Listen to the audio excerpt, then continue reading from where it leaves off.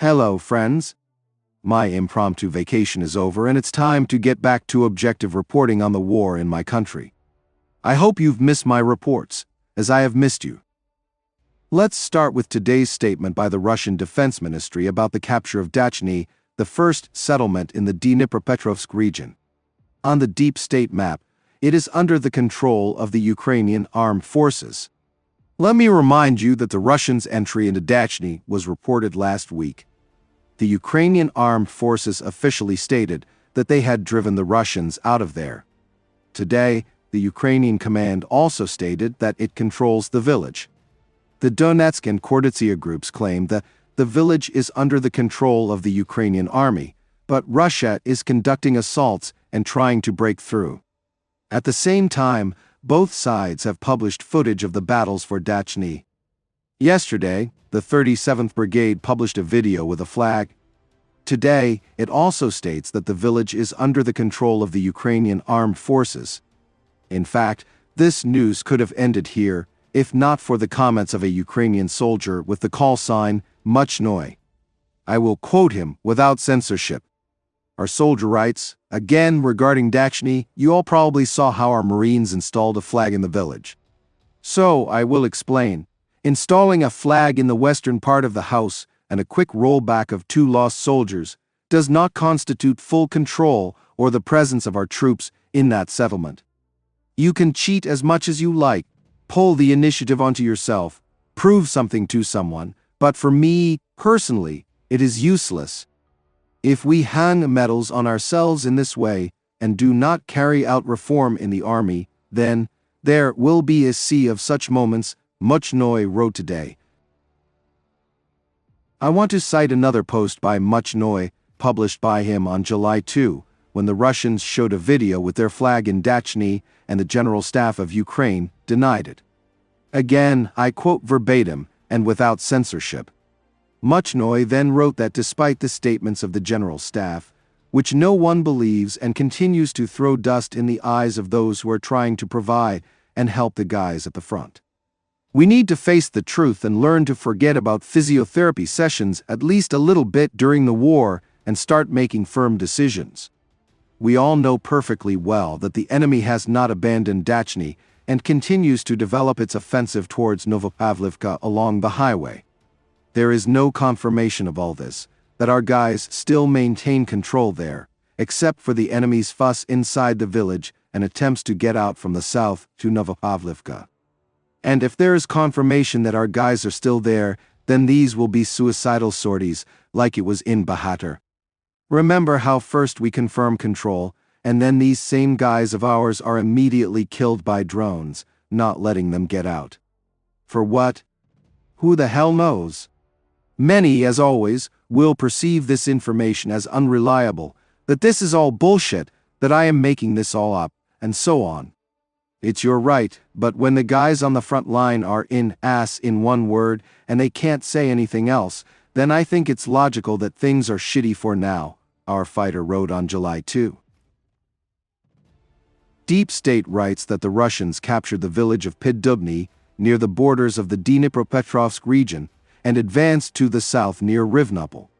According to Ukrainian military observer Miroshnikov, the situation for the Ukrainian armed forces in the Novopavlivka direction continues to deteriorate. After capturing the village of Yalta, the enemy very quickly occupied the village of Zirka and reached the western bank of the Mokri Yali River south of Hrushivske. The result is de facto control over the villages of Tolstoy and Piddubne. Of that very triangle of Filiya, Hrushivske, Yalta, only the village of Filiya remains under de facto control. Hrushivske is still under control, but its importance has been completely negated by the advance to Piddubne. The village of Filiya is located just 2 kilometers from Novopavlivka, the largest settlement in the area. The enemy also made progress in the area of Rivnopil and Zelenopil. This is already de facto the direction of Guliapoli, where activity is also observed. The situation in this entire direction is very difficult. It has not yet stabilized, Miroshnikov writes. The Russians also advanced again in the Zaporizhzhia region. They captured the village of Lobkovi and took up new positions near Stepovie, deep state reports. Thus, the salient controlled by the Ukrainian armed forces in the Lobkovi area has been eliminated. Earlier, Russian troops advanced in the neighboring village of Kamyanske along the highway to Zaporizhzhia. At the same time, the Ukrainian armed forces officially deny the loss of Lobkovi.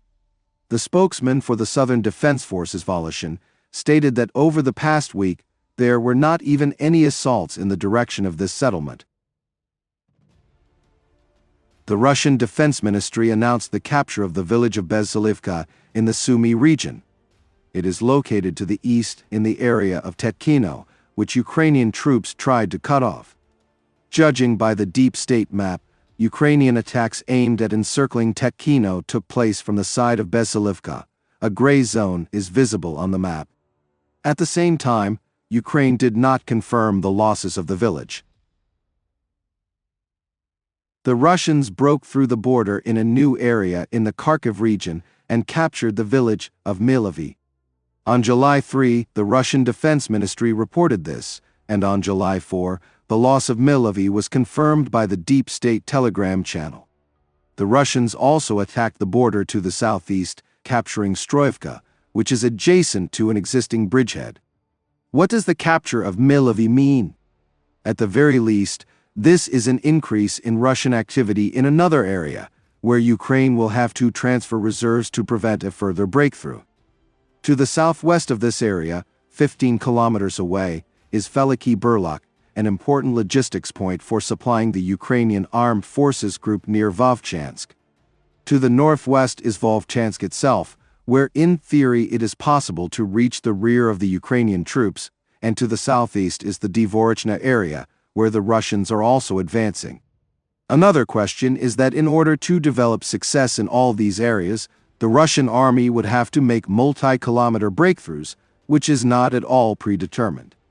Nevertheless, entering Milivvie creates at least a new section of the front, where Ukraine will have to spend its scarce reserves, which generally corresponds to the Russian strategy of pulling apart the Ukrainian defense. For the Ukrainian armed forces, a threatening situation is developing on the approaches to Kostiantynivka, the capture of which will open the way for Russia to attack the northern part of the Donetsk region, writes the New York Times. The city is the southern gateway to a chain of cities that forms Ukraine's last major defensive belt in the Donetsk region. If it falls, almost all cities further north will fall within the range of Russian drones. This will bring Moscow closer to its long-awaited goal of capturing the entire Donbas, the newspaper writes. According to the publication, the Russian offensive on Kostiantynivka could take several months and advance either head-on or in a pincer movement along the flanks to force Ukrainian troops to retreat. Russia's advantage in this battle has been its drones. Previously, they could hit targets within a radius of 2 to 3 kilometers, said the commander of a unit operating unmanned vehicles in the 93rd Brigade.